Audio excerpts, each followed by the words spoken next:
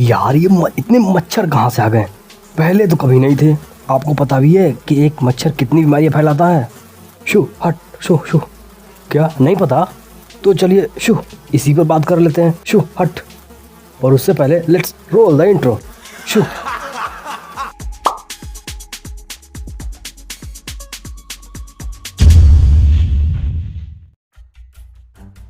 ओह तो आप आ गए। देखिए अभी तक तो आप ये जान गए होंगे कि आज का डिस्कशन किस टॉपिक पर है। और जहाँ तक हम जानते हैं कि आप कुछ बीमारियों का नाम तो जानते ही होंगे, जैसे डेंगू, मलेरिया, चिकनगुनिया और बताइए। बस इतना ही जानते हैं ना? चलिए हम बताते हैं।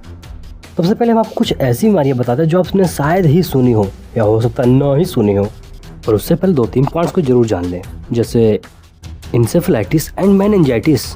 अब ये दोनों क्या हैं?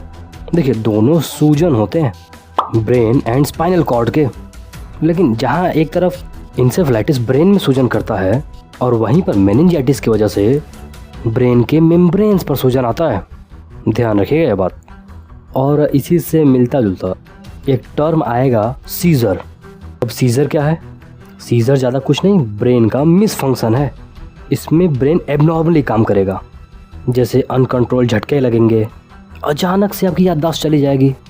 कौन सी? कॉन्शियसनेस, ना कि मेमोरी लॉस। मिस फंक्शन की वजह से हाथ पैरों में सुन्नपन आएगा, यहाँ तक कि कुछ लोग बेवजह अपनी जीभ या होठों को काटने लगेंगे, वो भी काफ़ी ज़्यादा। चलिए छोड़िए ये तो टर्म्स हैं, हम अपने मेन टॉपिक पर आते हैं। मच्छर बहुत तरह के इंसेफेलाइटिस वाली बीमारियाँ फैलाते हैं। अब इंसेफेलाइटिस क्या है हमने आपको पहले बता दिया।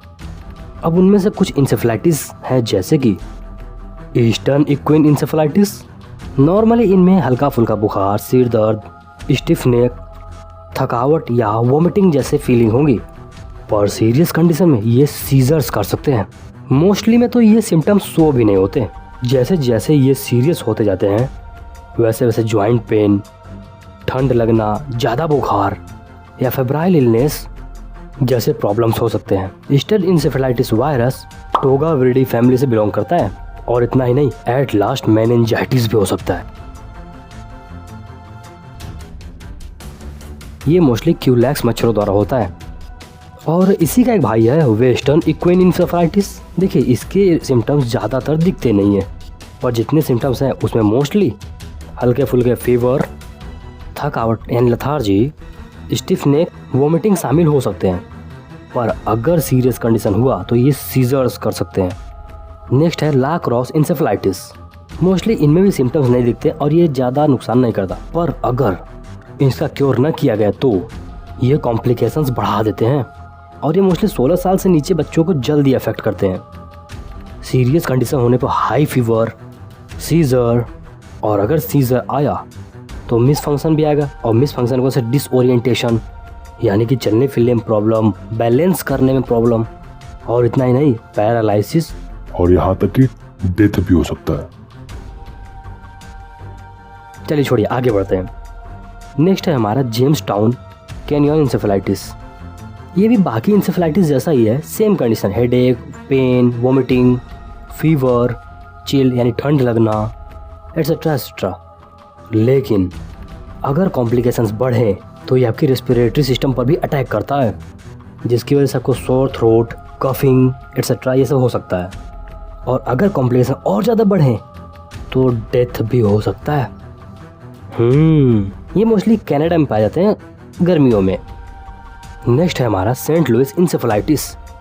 ये भी सेम है नॉर्मल सिम्टम्स में, लेकिन अगर ये वायरस परसिस्ट रहा तो मेनिंजाइटिस, इंसेफेलाइटिस जैसी बीमारियां हो सकती हैं और एट द एंड किसी प्रकार की डिसेबिलिटी हो सकती है। यानी यूँ कहें आपके हाथ पैर कुछ भी काम करना बंद कर सकते हैं और डेथ भी हो सकती है। नेक्स्ट है हमारा वेस्ट नाइल इंसेफेलाइटिस। इसके भी बेसिक सिम्टम्स सेम ही है, क्योंकि ये भी तो इंसेफेलाइटिस ही है, पर ये बाकियों से कम लीथल है। मतलब जान ले वाह, 8 आउट ऑफ 10 जल्द ही ठीक हो जाते हैं, ज़्यादा बिना किसी हॉस्पिटलाइजेशन के। पर अगर उन्होंने केयर नहीं किया तो उन्हें हेडेक, मसल पेन या डायरिया हो सकता है। पर इतने पर भी कोई प्रॉब्लम नहीं है। इसमें से सिर्फ 0.6% लोग ही ऐसे हैं जिन्हें किसी प्रकार की सीरियस कंडीशन होगी, जिसमें से या तो उनके मसल कमज़ोर हो सकते हैं या उनकी आंखों की रोशनी जा सकती है, मतलब विज़न लॉस, वे पैरालाइज हो सकते हैं या 1 आउट ऑफ 10 की डेथ हो सकती है। आपको यहाँ तक समझ में आया? चलिए आगे बढ़ते हैं। अभी तक आपने जो जाना वे सभी इंसेफ्लाइटिस थे और ये सभी किसी न किसी वायरस से होते हैं। अब हम जिन्हें जानेंगे उनका नाम आपने कहीं न कहीं तो जरूर सुना होगा।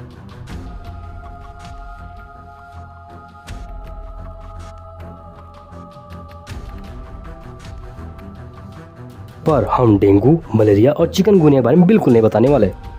ये बहुत ही कॉमन है और आप इनके बारे में कुछ न कुछ तो जानते ही होंगे, तो यहाँ पर वीडियो लंबा करने का कोई मतलब नहीं है। हम सिर्फ इन तीनों के बारे में बातें करेंगे। First, Zika fever. अब इसका नाम तो शायद आपने जरूर सुना होगा। ये एडीज मच्छरों के काटने से होता है जो अधिकतर दिन में उड़ते हैं और इसका वायरस फ्लेविविरिडी परिवार से आता है। अब आपको पता कैसे चलेगा कि आप पर जीका वायरस ने अटैक किया है?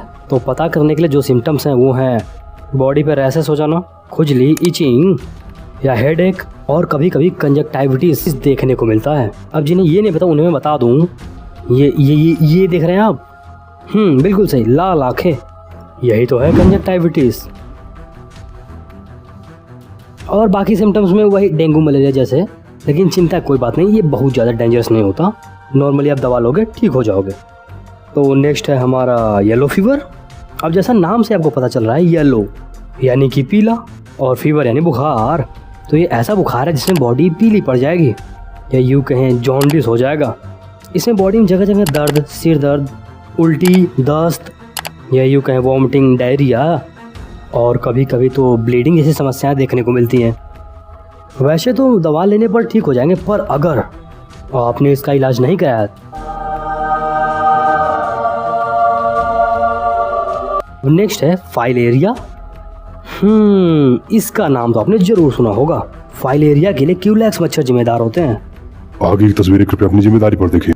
फाइलेरिया किसी वायरस नहीं बल्कि एक प्रोटोजुआ से होता है, बिल्कुल मलेरिया की तरह। और इस पैरासाइट का नाम है वुचेरेरिया। इसमें हाथ पैर की बॉडी जगह जगह से फूल जाती है, उनमें सूजन आ जाते हैं और इन सभी के सूजन का कारण है वुचेरेरिया द्वारा लिम्फेटिक सिस्टम पर इन्फेक्शन।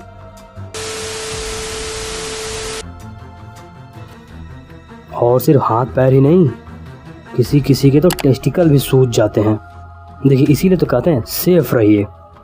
अगर आप चाहते हैं कि आपको मच्छर ना काटें तो जल्दी से जल्दी इस बटन को प्रेस करें और हम आपसे मिलते हैं किसी नेक्स्ट वीडियो में किसी नए टॉपिक के साथ। तब तक के लिए बाय बाय।